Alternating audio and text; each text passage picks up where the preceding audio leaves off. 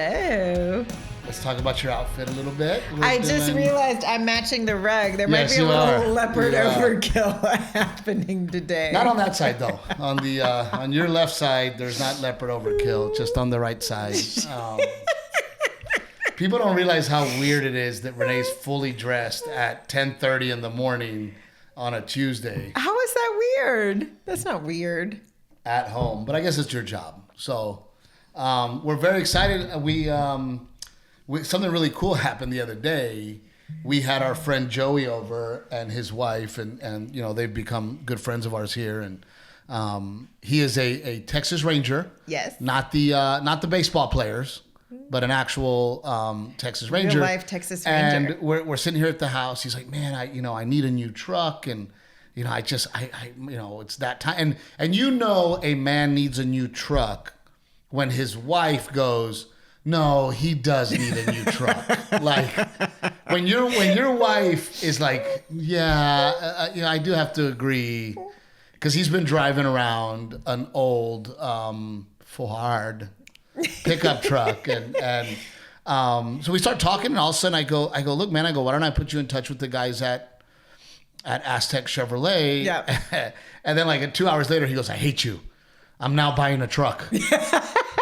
But he ended up buying a truck from our friends at Aztec Chevrolet, and it's a beautiful truck. Beautiful truck. It's the truck I want right now. I want the GMC Denali 2500. She was like, I can't watch him drive off the lot with this truck because I really want it. It's the truck I want. But I'm very, very happy for him. But what was interesting to me is, you know, here Joey lives in New Braunfels. Beeville, Texas is where, about an hour and a half from here, is where the dealership is. And the guys at Aztec, you know, he actually sent them a photograph of a similar truck that did not have the wheels and did not have the upgrades, right? All the bells and whistles. All the bells and whistles. And Joey goes, man, you know, I'm not a flashy guy. You know, this is the same truck without the wheels, without the lift kit, without the leveling kit, without the cover tinted on the windows back, and the cover on the back. And, fancy rims. And the guys at Aztec go, we'll match it. Get over here. Come get it. So they really went out of their way for Joey. And what I love about it is I don't have to say, hey, Joey's a really good friend of mine. Yeah. I don't have to say that because I know they're going to treat him amazing. And when we were there, because we stopped there on the way, you know, one of the things that they all echoed to me that I thought was amazing, he goes, man, Steve, we're a small dealership. He goes, we can't afford to have bad press. Yeah, he was like, we run into the people we sell cars to at the grocery store, right? Like, at church, dropping at school, off the kids at school. You know, yeah. He goes, so we make sure that we give the best deals possible because we are a small dealership and we want to take care of people, and we can't afford to make people unhappy or make people feel like they had a bad deal. So big shout out to Aztec Chevrolet. Thank you for taking care of. Oh, and they hooked me up with, I got to put them on. They hooked me up with little stickers for Delilah's walker with some Aztec Chevy stickers. I don't even want to talk about that walker. For her car walker. You know better. You know better. But let's recap last week's episode with you know what? I'm curious to know what people thought about it because it was our first time to have guests, and I had a lot of fun doing it. I had a lot of fun doing it with you, and I really enjoyed talking to Chelsea and Randy. Well, one of the things that I think I would change that we should do different, producer Rick, is I think it should have been husband-wife next to each other and husband-wife next to each other because it really felt like a women against men thing, and you ladies just basically shit on our talent and our egos for an hour. But it was interesting, and it was, you know, for me, you know, Lost and Found is such a good song. Yeah, they have so many great songs. He has a lot of great songs, but to learn a little bit about Randy and his journey and a little bit about their love story, and you're a huge Texas country music fan. So I feel like it's very centric to Texas, and the podcast audience, people are listening from all over. So I'm curious to know what they thought too. Yeah, and it's interesting to me that yes, some people don't know about there's this entire genre of country music that comes specifically from Texas, and you know, even though Randy last weekend was in front of, probably 10,000 people in Chicago. And he does outside of Texas, and he does very well, that there is a lot of people that still don't know about this music. So, like I said, put Randy Rogers in your Spotify list or your iHeart list or whoever you listen to, and listen away. But I thought it was good. Yeah. And I it makes me wonder, is there a personality type? You know what? That's so funny because I was reflecting on that too as well, and I was trying to think of like other couples, and I think it probably does take. Realistically, if you think about it, it probably does take a certain personality type. Like we always talk about, I don't know if we've talked about this on the podcast, how a lot of comedians end up dating or marrying teachers. Yes. I find that very interesting. A lot of my comedian friends are married to teachers. Which I think is so funny. It's interesting. and I don't know, I don't know if there's something they're used to dealing with children. Are the... what character does it take to be a teacher, right? What kind of person, and it's one of those things too. And if I'm on stage, I can always spot a teacher, right? I can always spot an engineer, right? I can always spot a nurse. Well, nurses and teachers are very similar in the way that they hold themselves, the way that they dress. They're much more humble than you. But I can just tell by the way that they dressed whether they're a nurse or a teacher, And it's funny that, me and you were actually having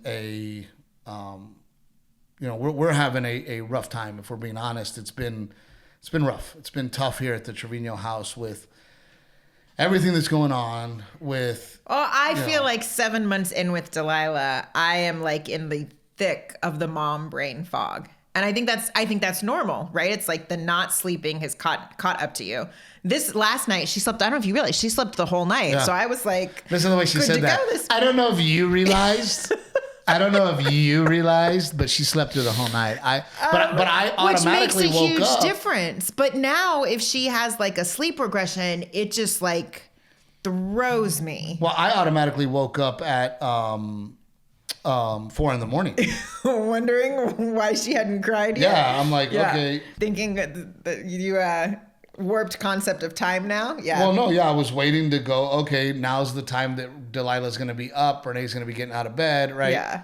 Delilah's going to be freaking out. But I also think that it's just been from coronavirus to the pregnancy to the colic. Yeah. It's just been. I mean, I have to say that I think having her during coronavirus for you and I and our relationship was a blessing because you're the one who always wants to move at the speed of light. It's just your natural pace.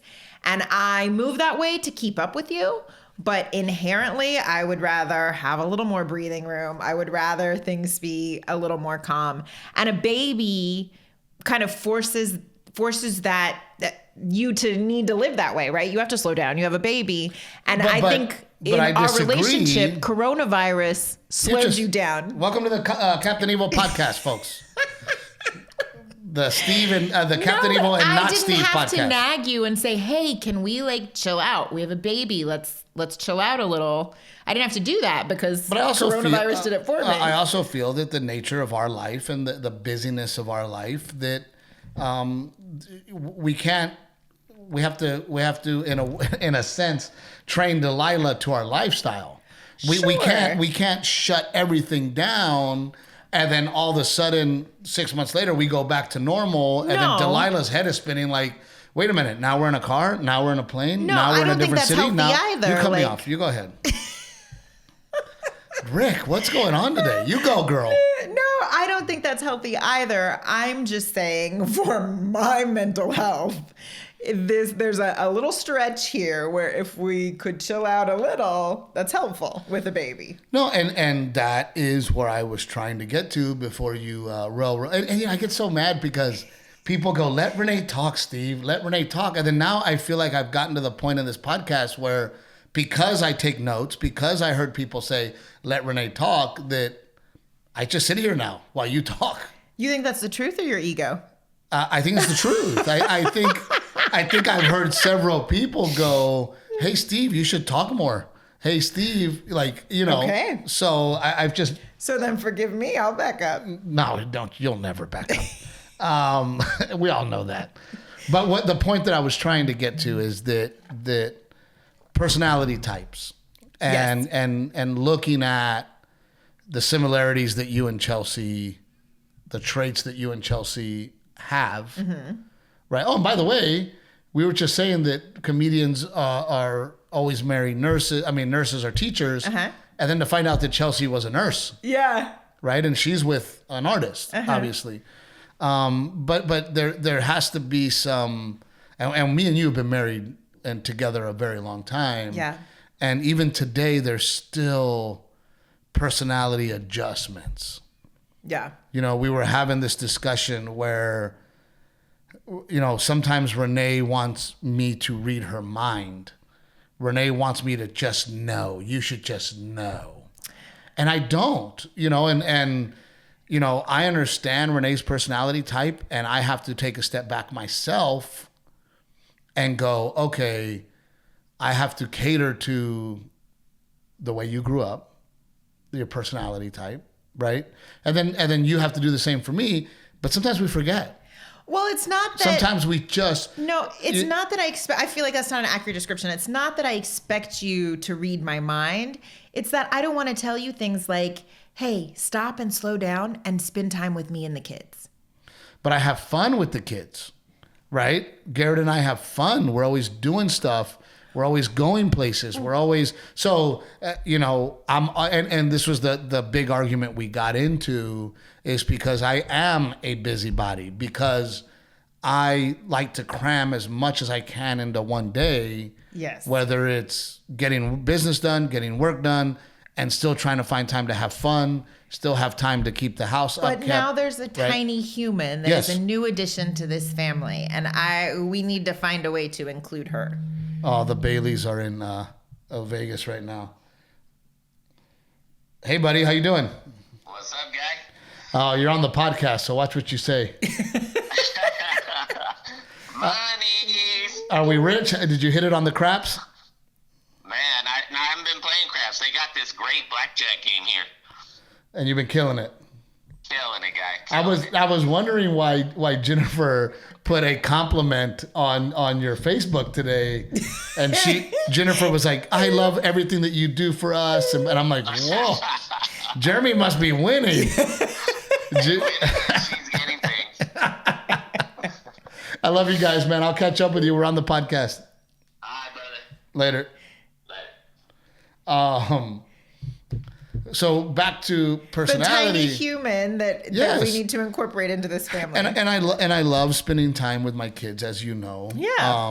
And I love, especially right now, Delilah's very squishy, and I can make her laugh. And you know, I'm watching her on the verge of crawling, which is very exciting. Now she just does a circle. She just does a 360, and she's like a little break dancer, and she just kind of like goes in a circle. But you know, going back to taking a step back and acknowledging each other's personality types, right? Acknowledging, and it's interesting to me because, you know, I do realize that, you know, Renae, you at this point is, you know, you're always, I don't have enough time and I can't get it all done and it's too much. And then it made us realize, and we talked about it, when you were growing up, your parents did everything else for you.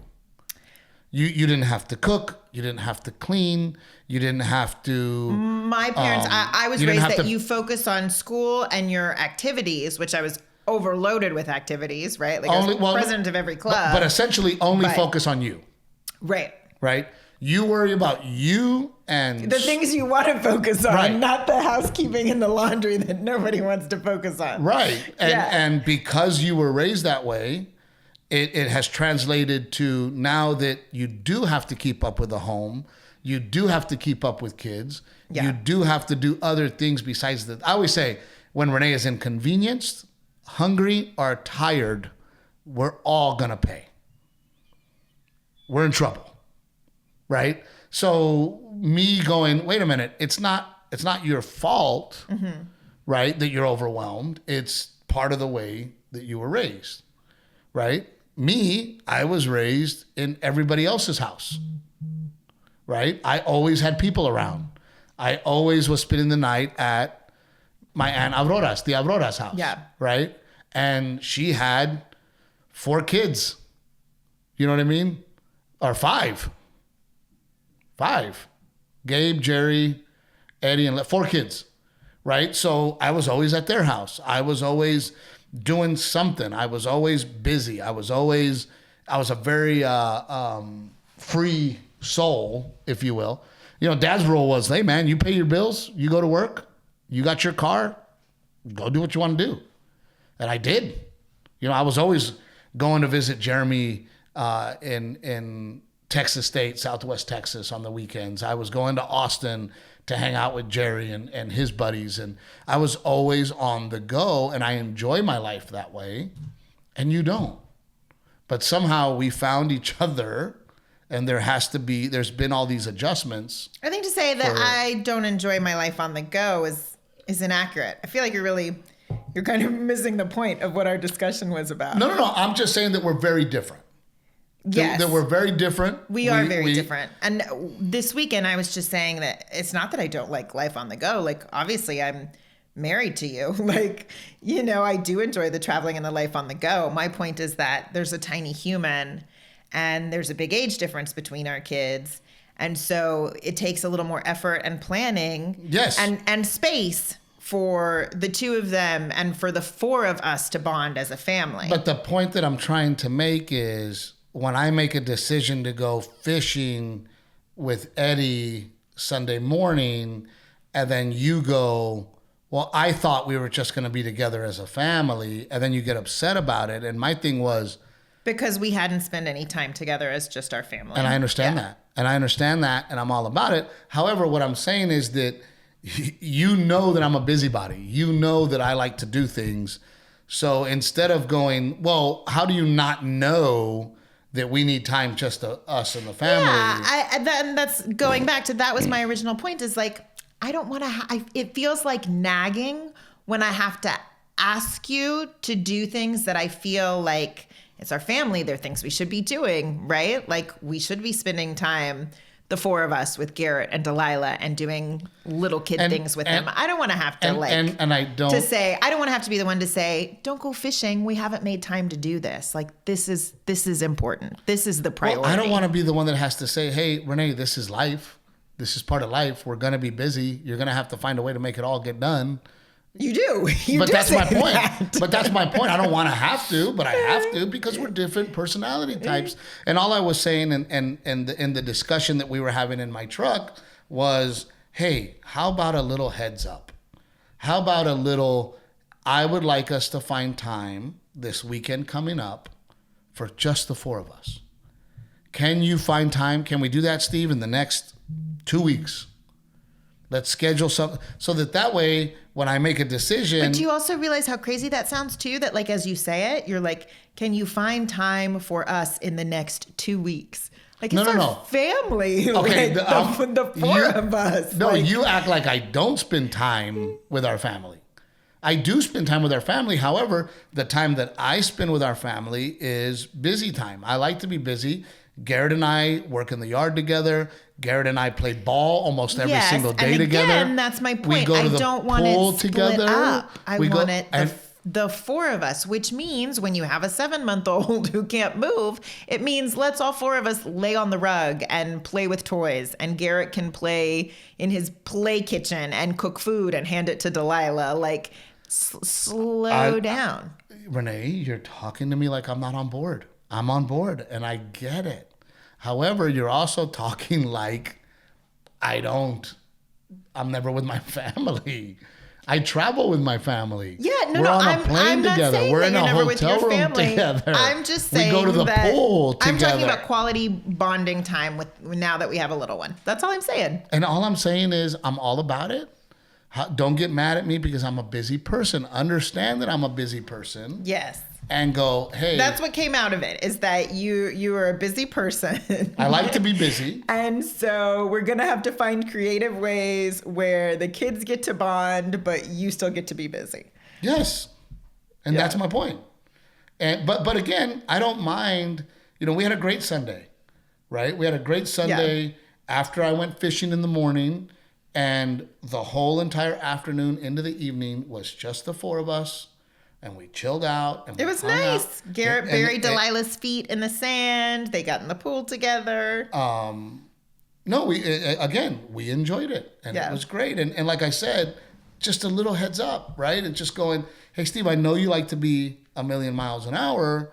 However, if you can find a little time that I want, what I need, right? Mm-hmm. Because I continue, you tell me what you need, I continue to give it to you, and you continue not to be happy. So... let me know this is what I need. Yeah. And I'll give it to you because I love you. Because I want to give you the things that you need. But it's not what I need. It's not what I need. It's what our family needs. According to you. Yeah, well, yeah, according to me. Exactly. But don't you want your kids to have a close relationship? Like, don't you want to prioritize that and make time for that? And we jump in the mule in the evenings. Delilah loves to take a ride. Yeah. And we take rides. And again, you're on this podcast acting like I don't spend time with my family. No, I never said that. Those words never came out of my mouth. No, no. All I'm saying is the point of what I was trying to get across on this podcast was that we are different people. For sure. We were raised very, very different. Yeah. Very different circumstances, very different styles of raising. Mm-hmm. And inherently, I think that people are built a certain way. Brad Garrett told me that. Brad Garrett goes, your kids come pre-wired. Yeah. They're going to be who they're going to be. Yeah. Right? They're going to be driven. They're going to have grit. They're going to be chill. They're going to be intense. Right? Whatever it is, you just have to mold it. And I think inherently, I am a fly by the seat of your pants guy. I make decisions lightning fast. Right? I'm not afraid to fail. And you're almost exactly opposite. Yeah. Right? And in order for our marriage to work, we have to remember that. Is all I'm saying. Yeah. We and I'm hoping that somebody's watching this going, oh, okay, you're right. I have to remember that, my husband is this way. Right. And then my wife is this way. I have to say too, I think that COVID was probably really hard for couples like us who are such different personality types to then be stuck together all the time. Like if you're married to someone, because there are couples who both are very similar. They share a lot of similarities, And I think that COVID was probably much easier for them than people like you and I. And I also think that I know that I'm going to die. I know that every day I'm dying. I'm dying right now. You guys are watching me die. That's so morbid. But it's true.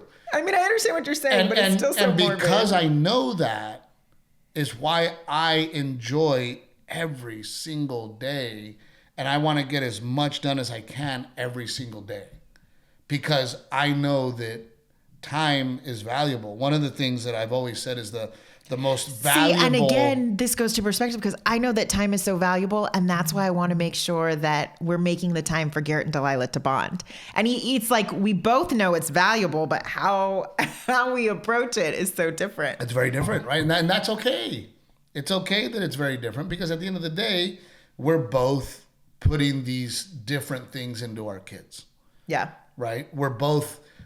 Garrett gets to watch me constantly be busy and constantly be working and constantly, enjoying life. I mean, we were at Victoria's house in the pool. I'm the one playing basketball with all the teenagers.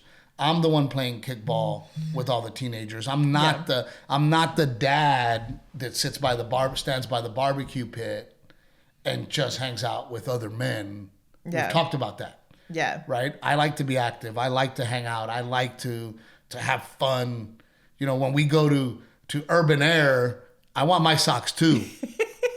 right? I'm out there jumping on the trampoline with the kids, Yeah. right? And yesterday we were at Urban Air and they have the jousting thing, and this big kid kept beating everybody, and these teenagers were like, "Sir, can you beat him? Sir, get up there and beat him." And I was like, I wanted to, but the dad in me was like, that'd be inappropriate for me to go and beat this 13-year-old or whatever. But I like to be involved and I like to be busy. And I think that at the same time, Garrett and Delilah are lucky also to have a dad that wants to play. Yeah. You know, I don't sit on the couch and just veg out. I'm up. Garrett and I are playing ball together. We're going to the pool together. Today we're going to Six Flags. I feel like you keep saying that. Like you feel like you need to defend yourself. Like, no. No. What I'm saying is that I think that it's also very valuable that because we're two different people, that our kids are getting two different perspectives.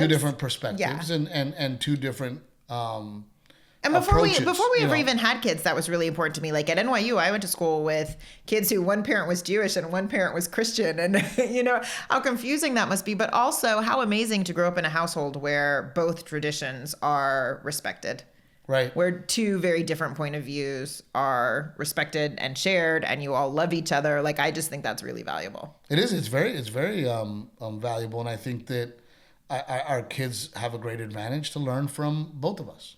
Yeah. You know, and to see both of our styles as to how we want to raise our kids. And ultimately, you know, it doesn't matter what you tell your kids.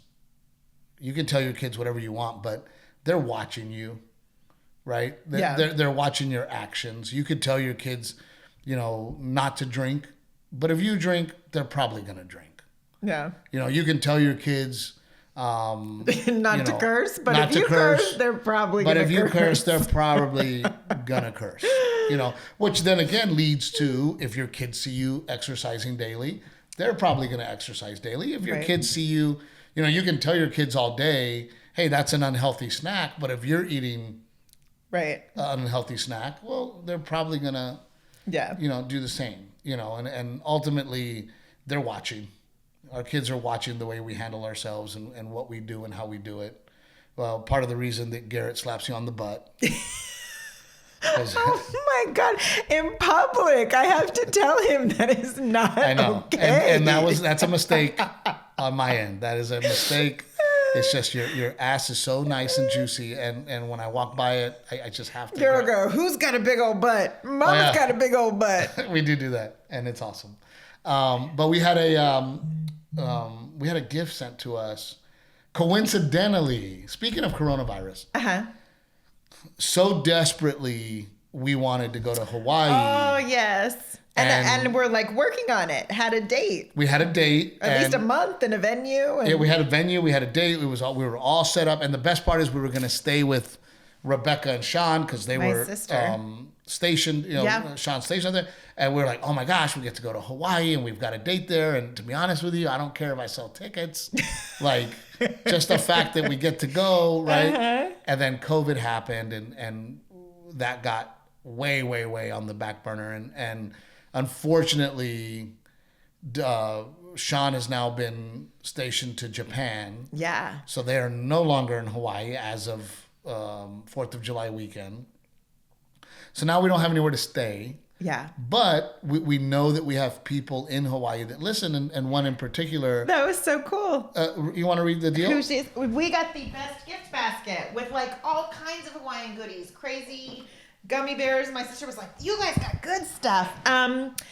What's her name's not, I think it's Mai. Mai is her name. But she just said, thanks for all the laughs on the really hard days. And she's sending us some Hawaiian goodies. The chocolates did not melt. She said, I hope the chocolates didn't melt. They didn't melt. And I love, she's got to work like at a school. Like who still laminates? Is that what it's called? Is it called laminating? It's called, yes, it's laminated. Yeah, who still has a laminator?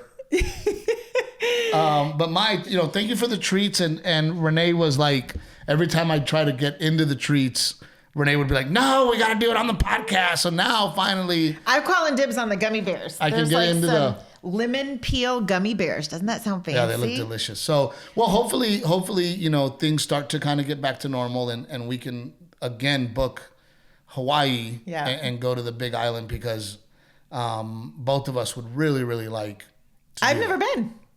I went to Kauai once. Yeah. And that was it. But we flew into what's the Big Island called? I forget. And then we flew out to Kauai. So that was, and we played golf, spent the night, and left. That was. Oh, it was quick. Yeah, it was a quick trip. But Friday, I went down to the Texas Valley. They call it the Valley. Yes. Which, by the way, so your mom's cousin was there, the teacher. Okay. They came out to the show and they were wondering where. I was gonna say, Mom has a bunch of cousins that are teachers. I don't know which one. But there's a lot of educators on her side of the family. we did a show for the Speedy Memorial. Now, Speedy was killed in the line of duty. He was a sheriff, and he lost his life. And we had started 3 years ago raising money for his foundation, which gives scholarships to police officers' kids. It's cool. And specifically if there is a police officer that has fallen in the line of duty, then they donate money to for a scholarship for that kid. Yeah. So it's a really, really special deal, and it was a lot of fun to go to. The Valley's just, it's this little hidden kind of gem. Texas. Is it hidden? I feel like it's big, right? Like it's big, but it's hidden. Like it's you're not passing through it. Yeah, that's true. Actually, yeah. It's not like if you go, it's because you're going to go there. If you go, you're going to the Valley. Yeah. Right, and it's like you go to any restaurant, even if it's a Mexican restaurant. Geographically, it's like the bottom tip of Texas is what we're referring to. But we go to this restaurant and the service is amazing and the food is just a little better and more gourmet and it was just awesome. It was a great experience. You had some good Mexican food? I did. I got some amazing great Mexican food. Amazing Mexican good ceviche. Food. You can get you can get great ceviche down there. A lot of great ceviche. And it was just what I'm saying is it was an honor to be able to perform for Speedy. His wife went on stage and thanked everybody, and then she started crying, and I'm like, oh man, like I'm trying not to cry. Yeah. So it was just a really special show, and we ended up raising almost $50,000 for this scholarship. So it was really special, and I'd like to thank Javi and the entire Sheriff's Department of Mission, Texas, and the Ocaña family for putting all this together and helping put it all together, and we just had a wonderful time. So thank you so much. And then we have. When you see this podcast, you got Pittsburgh coming up. I will be in Pittsburgh, and then Corpus Christi. Going back home. That's what that phone call was about. Yeah. Ray called because they're trying really hard to open this new comedy club, and the city is just giving Brandon a hard time. And it's one thing after another, and upgrade this and upgrade that, and change this and change that, and it makes me sad for the small business person. Gosh, can you imagine after, especially comedy clubs having to come off a year of COVID and then, or year and a half, whatever. But it leads to the bullies, right? These the comedy clubs that have 8 comedy clubs. Oh, that's what you're referring to. If they want to come into a town, they have the money. Right. Right. Their chance of success is going to be much greater than the mom and pop comedy shop. But you got this guy, mom and pop shop, trying to open a big comedy club in Corpus Christi, trying to bring big talent. I mean, he's got myself, he's got Nate Bragazi coming up, he's got people like Theo Vaughn. I mean, big comedians coming to Corpus, which has never happened in a comedy club before. Right. And here's this guy trying to open, and the city is just hammering him with every little detail. And we want this changed, and we want this fixed, and, put more exit doors. And I mean, so it just. Those things are important too. They are important. They're very, very important. But there's got to be a way to, move things along, right? Right. As they open, maybe going, hey, do this so that we know that we're safe and we're complying, But as the months go on, we need these things to happen. Right. So that you can then be 100%. I mean, what I'm saying is to be a little more flexible with the small business owner who's really trying to do something. Yeah. You know, and it's discouraging to, and Brandon does very well. Luckily for him but still, I mean, he called me, he goes, Steve, he's like, I'm at the city every single day. I've done everything they've asked me to do. It has cost me thousands and thousands and thousands of dollars. And I might not be able to open the week that you're here. He goes, that would destroy me. Yeah. You know, he's like, that would be maybe the end. And which, by the way, if he doesn't make it, are they going to give him the money back? Well, no, of course not. It doesn't work that way. Right. So now they've ran him through the ringer. They've taken all, you know, he's done all these things that they've asked. Then they don't let him open. Then he never gets to open. Yeah. You know, and I just think about, as me and you are small business owners essentially, and producer Rick is a small business owner. It's like, man, you know, there's got to be a way that we can help small businesses in the cities to help them succeed. Right. You know, hey, great. Let's hear your idea. Awesome. You want to do a big comedy club in Corpus Christi, and you want to bring talent to Corpus Christi to give people in Corpus Christi another entertainment option. Hey, let's all go down there as a city and help this guy be successful. Yeah. As opposed to roadblock. And it's like, man, because, you know, I wanted to open a comedy club in Corpus Christi. Yeah. You know, I've always had it's my hometown, and I've always had the idea of, man, I would love to bring my friends. You always talk about growing up and wanting to be an aspiring comic and wishing that you had a place to go get on stage, because there was nothing like that. Right. And there has become a comedy community in Corpus Christi, you know, guys like Javi Luna. And I mean, there's a lot of young up and coming comics that, because Brandon has that comedy club there, they have a place to go on stage and they understand what a comedy club even is. And I've always wanted that for young people in Corpus Christi area to go, that's what a comedy club is. Oh, I can go watch my favorite comedian and see how they do it and what they do and see it live. Yeah. And I've always wanted to do it. And now I'm like, man, I sure am glad that Brandon's dealing with all this bullshit and not me. Yeah. But I also think it's sad. And I will say that if you're a small business owner, you know, please understand that I believe in you, and don't quit, and try to overcome all the obstacles as you go. And I'm just hoping that, you know, the city will find it in their hearts to go, you know what, let's open it up, right? Let's make sure that people are safe. Mm-hmm. You know, and that's the thing. Do we need to, you know, can we hire fire guys to be there and police? Human bodies, Yeah. right? To make sure that in case of emergency, the professionals are there. I mean, there's got to be a compromise. Yeah. And there's got to be a way. There's got to be a way, right? Yeah. Hang on real quick. Go ahead, honey. Talk. You have been on your phone in a lot of this podcast. I don't know. I just, you know, it made me think about, you know, why now you know why the big comedy clubs come in and take over a town. Yeah. Right? They can. Now you know why the big coffee shop comes in and takes over a town. Now you know why, you know, because that's that person who wants to open a coffee shop, it's impossible. Oh, don't say that. You know? Don't say it's impossible. No, you know what I mean. It becomes very, very difficult. Yeah. You know, and you need deep, deep pockets, and it shouldn't be that way. You know, which was very interesting to me when we're driving through Nixon, Texas, to come home. We stop at this barbecue place called Pioneer. I was gonna say, I don't even know. You know what? I don't even know what it's called. Pioneer Barbecue, right there in Nixon, Texas. And Y'all, Nixon is like, you wouldn't know it. I don't even. Does it even exist on a map? It's like middle of nowhere. Of course, it exists. There's on nothing. A map. But we stop at the barbecue. I had been there once before because my ranch is not far from there. The deer lease that I'm on is not too far from there. But we were gonna eat Mexican food. They were closed. Yeah. We end up at Pioneer Barbecue, and it's this. I mean, it's the size of this room.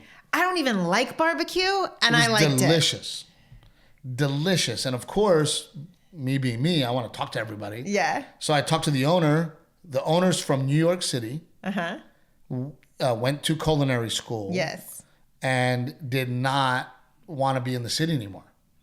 He did not want the city life. I mean, look, he went to the opposite extreme of Brooklyn or Manhattan or wherever he was. He's in the middle of nowhere now. Well, he finds this place for sale on Craigslist.